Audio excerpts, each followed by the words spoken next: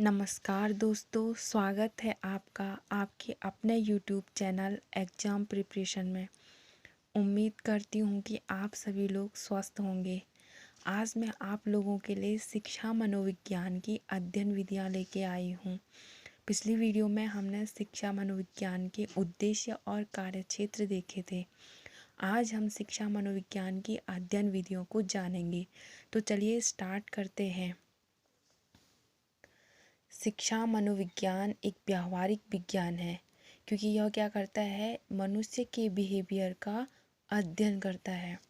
विज्ञान होने के कारण इसके अध्ययन में भी अनेक विधियों का विकास किया गया है, जिनको कि दो भागों में विभाजित किया जा सकता है, जिसमें फर्स्ट है आत्मनिष्ठ विधियाँ, दूसरा है वस्तुनिष्ठ विधियाँ। आत्मनिष्ठ विधि में आत्मनिरीक्षण विधि और गाथा वर्णन विधि। वस्तुनिष्ठ विधियों में प्रयोगात्मक विधि, निरीक्षण विधि, जीवन इतिहास विधि, उपचारात्मक विधि, विकासात्मक विधि, मनोविश्लेषण विधि, तुलनात्मक विधि, सांख्यिकी विधि, परीक्षण विधि, साक्षात्कार विधि, प्रश्नावली विधि, विभेदात्मक विधि और मनोभौतिकी विधि। अब हम इनको एक एक करके देखेंगे, जिसमें आत्मनिष्ठ में पहला है आत्मनिरीक्षण विधि। इस विधि को अंतर्निरीक्षण विधि भी कहा जाता है। इस विधि का प्रतिपादन संरचनावाद नामक मनोवैज्ञानिक संप्रदाय के जनक विल्हेम वुंट तथा उनके शिष्य टिचनर ने किया था। अंतर्दर्शन का अर्थ है अपने आप में देखना तथा स्वयं के व्यवहार का अवलोकन करना, मतलब खुद के बिहेवियर का ऑब्जर्व करना क्या है, अंतर्दर्शन विधि है।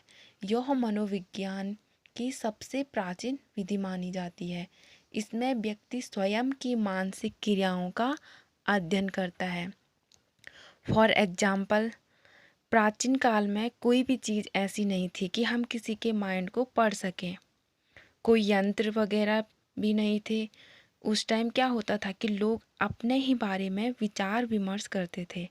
वो अपने सुख दुख, क्रोध की स्थितियों के बारे में और अपनी मेमोरीज़ के बारे में और अपनी जो पुरानी चीज़ें हैं जो उनके साथ घटना हो रही है होती थी, उनके बारे में निरीक्षण करते थे और पता लगाते थे। यही क्या है, एक अंतर निरीक्षण विधि है। स्टाउट का कहना है कि अपनी मानसिक क्रियाओं का क्रमबद्ध अध्ययन ही अंतर निरीक्षण विधि है। अब इसके गुण देखते हैं कि पहला है व्यक्ति अपने व्यवहार के संबंध में प्रत्यक्ष, तत्काल तथा वास्तविक ज्ञान हो जाता है व्यक्ति को। दूसरा है व्यक्ति स्वयं ही अपने व्यवहार का अवलोकन करता है। अगला है यह एक सरल विधि है, इसमें किसी यंत्र या सामग्री की आवश्यकता नहीं होती है। अब इसके दोष देखते हैं, इसमें वैज्ञानिकता का अभाव पाया जाता है, इसमें ध्यान का विभाजन होता है, इसमें मस्तिष्क की वास्तविक दशा का ज्ञान नहीं हो पाता, इसमें मानसिक प्रक्रियाओं का निरीक्षण भी असंभव होता है। दूसरी विधि है गाथा वर्णन विधि। इस विधि में व्यक्ति अपने किसी पूर्व अनुभव या व्यवहार का वर्णन करता है। मनोवैज्ञानिक उनके इन व्यवहार को सुनकर, उनके अनुभव को सुनकर एक लेख तैयार करते हैं और उनके आधार पर निष्कर्ष निकालते हैं। इस विधि का मुख्य दोष यह है कि व्यक्ति अपने पूर्व अनुभव या व्यवहार का ठीक प्रकार से पुनः स्मरण नहीं कर पाता है। वो कुछ बातें भूल भी जाता है और कुछ अपनी ओर से जोड़ भी लेता है। ठीक है, नेक्स्ट है वस्तुनिष्ठ विधि। इसमें पहला है प्रयोगात्मक विधि। यह विधि एक प्रकार की नियंत्रित निरीक्षण विधि है। यह एक नोट पॉइंट है, नियंत्रित निरीक्षण विधि, क्योंकि अक्सर ये क्या होते हैं, टीचिंग एग्ज़ाम यानी कि जो कॉम्पिटिटिव एग्ज़ाम होते हैं उसमें आ जाते हैं। इस विधि में प्रयोगकर्ता स्वयं अपने द्वारा निर्धारित की गई परिस्थितियों या वातावरण में किसी व्यक्ति के व्यवहार का अध्ययन करता है या किसी समस्या के संबंध में तथ्य एकत्रित करता है। इस विधि की मुख्य विशेषता कार्य कारण संबंध स्थापित करना है। नियमों, सिद्धांतों, नवीन तथ्यों को प्रतिपादित करने की यह एक सर्वाधिक शक्तिशाली विधि मानी जाती है। इसके कुछ गुण हैं, जिसमें फर्स्ट है, यह एक वैज्ञानिक विधि है। इसमें निष्कर्षों की जांच संभव होती है। इसमें कुछ उपयोगी तथ्यों पर प्रकाश डाला गया है, जिसमें कि यह विधि क्या है, शिक्षण के लिए एक उपयुक्त विधि है। कक्षा में छात्रों की अधिकतम संख्या कितनी होनी चाहिए, यह इस विधि के द्वारा निर्धारित किया जाता है। पाठ्यक्रम का निर्माण किन सिद्धांतों के अनुरूप करना चाहिए। शिक्षा संबंधी समस्याओं का समाधान किया जाता है। अब इसके कुछ दोष हैं, जिसमें पहला है, प्रयोग चाहे कितनी ही सावधानी से क्यों ना किया जाए, उसमें कुछ ना कुछ कृत्रिमता अवश्य ही आती है। नेक्स्ट है, कृत्रिम परिस्थितियों का नियंत्रण असंभव व अनुचित होता है। प्रयोज्य का सहयोग प्राप्त करने में कठिनाई होती है। प्रयोज्य की मानसिक दशा का ज्ञान भी असंभव होता है। नेक्स्ट है दूसरी वस्तुनिष्ठ विधियों में दूसरी विधि है निरीक्षण विधि या बहिर्दर्शन विधि। इस विधि का प्रतिपादन व्यवहारवाद नामक मनोवैज्ञानिक संप्रदाय के जनक जॉन वी वाटसन द्वारा किया गया।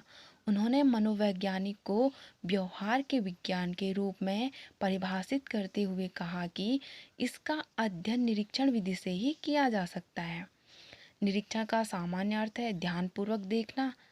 हम किसी व्यक्ति के व्यवहार, उसका आचरण, क्रियाओं, प्रतिक्रियाओं आदि को ध्यानपूर्वक देखकर उसकी मानसिक दशा का अनुमान लगाते हैं।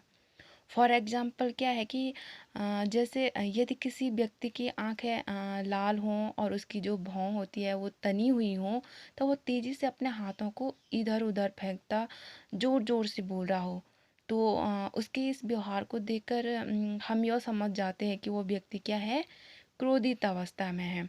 हमने उसकी क्रियाओं को देखा, उसकी प्रतिक्रियाओं को देखा और फिर उसकी मानसिक दशा का अनुमान लगाया। यही क्या है, एक निरीक्षण विधि या बहिर्दर्शन विधि है। अगली विधि है वस्तुनिष्ठ विधियों में जीवन इतिहास विधि, केस हिस्ट्री मेथड। कभी कभी मनोवैज्ञानिकों का अनेक प्रकार के व्यक्तियों से पाला पड़ता है। इनमें कोई अपराधी होता है तो कोई मानसिक रोगी, कोई झगड़ालू, कोई समाज विरोधी, तो कोई समस्यात्मक बालक होता है। व्यक्ति इन सभी समस्याओं का कारण उसका भौतिक, पारिवारिक या सामाजिक वातावरण हो सकता है। मतलब कोई व्यक्ति अपराधी टाइप का है या कोई मानसिक रोगी, कोई झगड़ालू है, कोई समाज विरोधी है, तो उनकी जो ये समस्याएं हैं, इन समस्याओं का कारण क्या हो सकता है, भौतिक कारण भी हो सकता है, उसका पारिवारिक कारण हो सकता है, सामाजिक वातावरण हो सकता है, जिसके फलस्वरूप वह क्या करता है, ऐसा अवांछनीय व्यवहार करने लगता है।